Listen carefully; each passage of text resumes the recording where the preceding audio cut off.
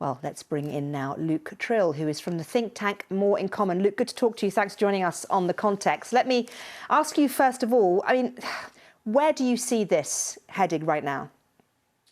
Well, I think we're at, the very intense stage of the leadership race. We're having these MPs ballots in quite quick succession, and the leading contenders are having to do everything they can to try and shore up support.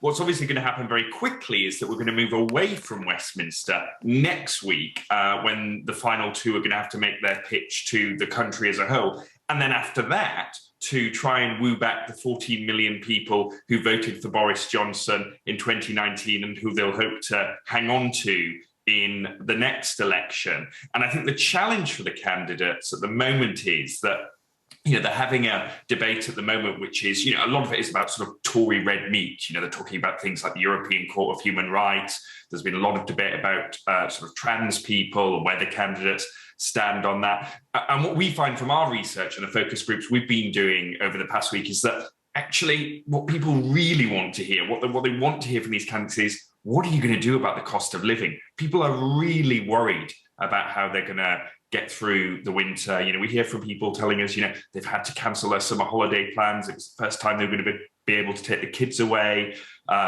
since the pandemic, and they're not able to do that. And they want to hear the candidates talking about those bread and butter issues. So I think it's really important that the race pivots quite quickly away from some of those more red meat issues and onto the things which people, across the country want to hear. Why do you think the candidates are focusing on such niche issues right now, given what people want to hear?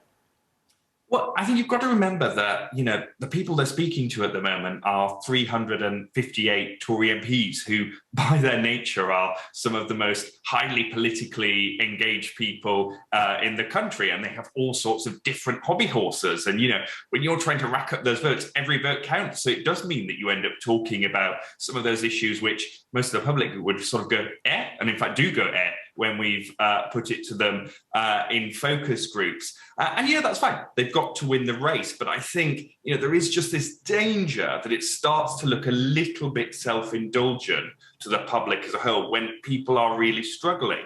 And I think the second challenge which they face, we found this again in focus groups this week, is there are a lot of the public who say, why did it take them this long to get Boris to move on? It was scandal after scandal after scandal. Why did they only do it now? And that's particularly damaging some of the front runners who are obviously around the cabinet table with Boris Johnson. What do you think is going to happen in terms of the perception of the candidates? Because, of course, there has been talk, hasn't there, of one candidate trying to throw a bit of dirt on another, some candidates talking down other candidates. It's not going to help the party, is it, all of this kind of behaviour? I really don't think it is. And again, the public often end up being far more sensible than our elected representatives, and they look at this and they will say things like, God, they're like squabbling children. We had a teacher a couple of weeks ago who was talking about Prime Minister's questions, saying, they were in my classroom, they'd be thrown out. So I think they've really got to be careful in terms of how they come across to the public. And remember that robust debate is fine, but when it comes to when the new leader is anointed, they've got to put Humpty Dumpty back together again as well. They've got to be able to lead a party. And we know historically that when the Tory party is divided, particularly when it's divided between its kind of right and left wings, that isn't a recipe for good government.